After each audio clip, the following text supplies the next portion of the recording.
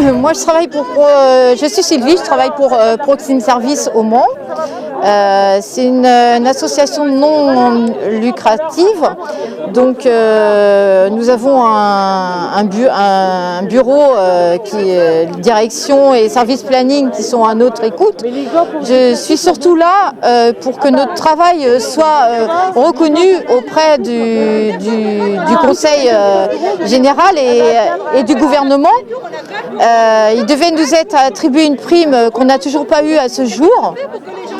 Et surtout pour que notre travail soit reconnu, qu'on ait un salaire plus élevé parce qu'on fait plusieurs choses dans notre travail. Déjà, ce travail, pour pouvoir le faire, c'est une vocation. C'est un travail physique et psychologique.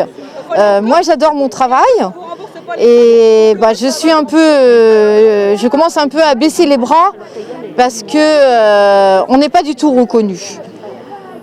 Je demande à ce que ça change, que nos salaires soient revus, notre statut, et qu'on ait une prime parce qu'on a travaillé pendant tout le Covid, les 3 premières semaines sans masque, sans protection, à aller chez les patients en transport avec la peur au ventre de pouvoir attraper le Covid ou de le transmettre à nos patients. Là où il y a un truc qui m'interpelle, c'est toutes celles qui vont en voiture.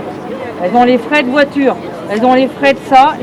Moi, je me suis même posé la question, aller en tram, parce que du coup, si vous allez en tram, vous n'avez plus de frais. Mais vous avez le droit de faire la grève de la voiture. Votre voiture n'est pas indispensable. Vous n'êtes pas obligé de la prendre. Vous voyez, non, mais c'est vrai, parce qu'en fin de compte, celles qui vont en tram, elles vont en tram, donc elles vont moins loin que nous, en voiture, on va plus loin. Mais elles ne sont pas payées de leur temps, rassurez-vous. Hein. Ah oui, si elles mettent 3 quarts d'heure à aller de l'université à Carrefour, elles vont être payées 15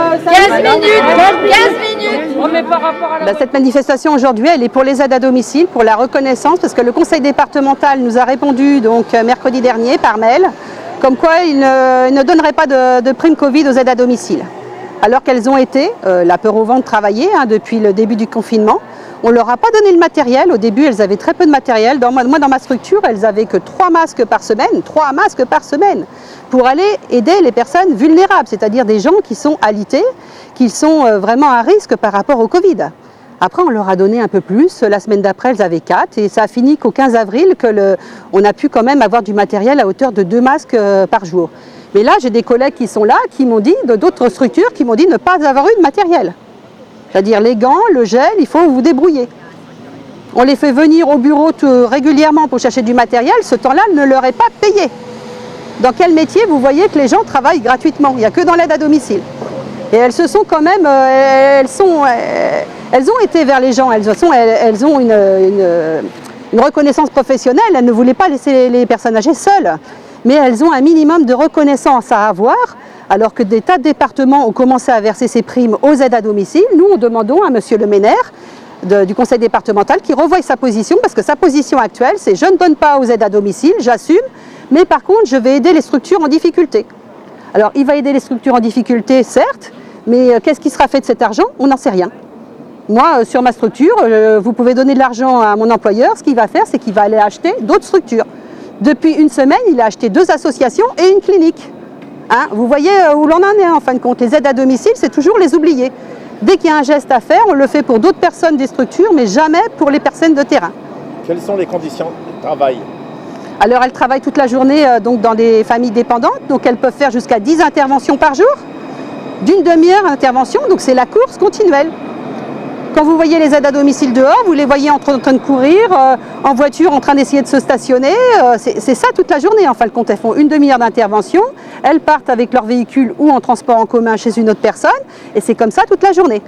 Elles n'ont pas le temps des fois de manger le midi. Des fois, on leur met 3 heures de coupure en plein après-midi, il faut qu'elles se débrouillent de s'occuper, hein, parce qu'elles n'ont pas le temps de rentrer chez elles. Il y en a qui habitent en campagne, elles n'habitent pas tous sur le Mans. Et elles sont payées une misère, quoi. Un salaire moyen d'une aide à domicile, c'est 800 €. Qu'est-ce que vous demandez à l'heure actuelle? Déjà une reconnaissance de leur métier. hein. Une reconnaissance globale de leur métier par tous les États, hein, que ce soit le conseil départemental, l'État et même les citoyens. Je veux qu'il soit reconnu que les aides à domicile sont d'utilité publique. Si vous n'avez plus d'aide à domicile, vous n'avez plus personne pour s'occuper des personnes âgées à domicile. Ces personnes vont aller en EHPAD ou à l'hôpital. Donc elles sont nécessaires. Et ce métier n'est jamais reconnu. La dernière fois qu'il a été revalorisé, c'était en 2006. Vous voyez, donc on a une convention collective qui n'est jamais revue. Toutes les grilles salaires sont en dessous du SMIC. C'est-à-dire que vous allez rester au SMIC. Mes collègues vont rester au SMIC pour les 2 premières catégories jusqu'à 10 ou 12 ans.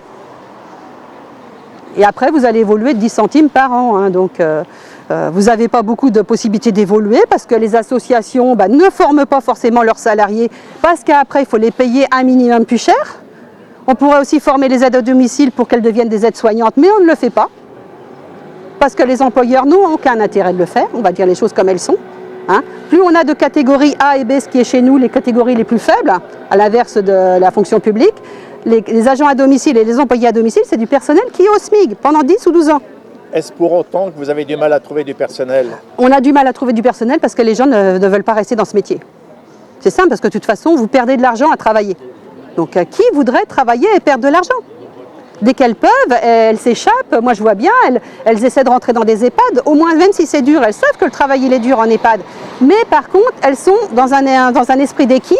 Elles ont un planning qui est établi. On ne va pas les appeler 3 fois par semaine pour leur dire « Ah, ben là, je t'ai refait un planning, j'ai modifié, tu vas aller là, tu ne vas plus aller là. Vous avez prévu un rendez-vous médical, ben vous ne pouvez plus y aller parce qu'on vous a mis une intervention, puis vous n'avez rien à dire. » C'est comme ça. J'ai une collègue là, de travail qui me disait « On est quand même le 14 juillet, elle a reçu 8 plannings depuis le début du mois de juillet. » Hein? Elles n'ont pas de matériel. Pour l'instant, on ne fournit pas de téléphone à nos salariés. Il faut qu'elles utilisent leur matériel personnel, leur téléphone, leur ordinateur. On leur demande de gérer tout avec leur matériel personnel, que ça n'impacte pas l'employeur financièrement. Donc c'est surtout pour un peu dénoncer nos conditions de travail, mais c'est surtout pour la prime Covid-19 auquel beaucoup de structures ont eu droit. Et donc c'est légitime que nous l'ayons aussi, au même titre que, comme je disais, là, pour les personnels des EHPAD. Donc on était quand même sur le front à ce moment-là. Et au départ de cette crise, donc on avait très peu de matériel. Donc il y a certaines filles qui pleuraient quand même pour aller travailler parce que c'était quand même difficile. Hein. Quelles sont vos conditions de travail aujourd'hui? Alors aujourd'hui, donc, les conditions de travail sont quand même difficiles. On a des interventions courtes avec des personnes quand même très fragiles, des personnes Alzheimer, Parkinson, pour qui parfois on n'a qu'une demi-heure pour les soins, donc c'est vraiment très très court.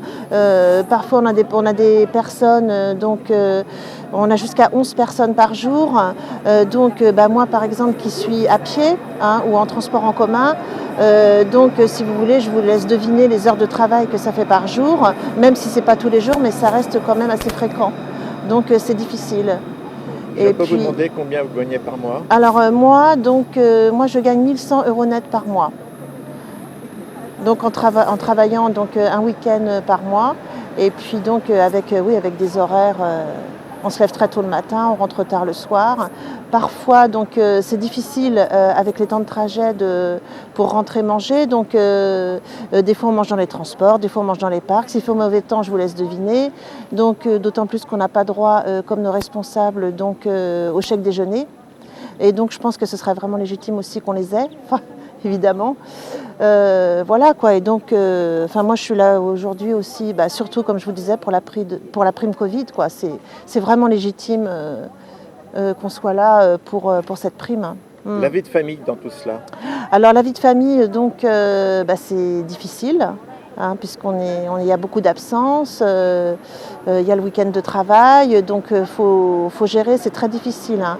Donc on se lève très tôt le matin. Moi par exemple, je me lève à 5h30 pour qu'on puisse manger correctement, qu'on ait des bons petits repas. Là le midi en ce moment j'arrive à rentrer, mais parfois ça arrive que je n'ai pas le temps.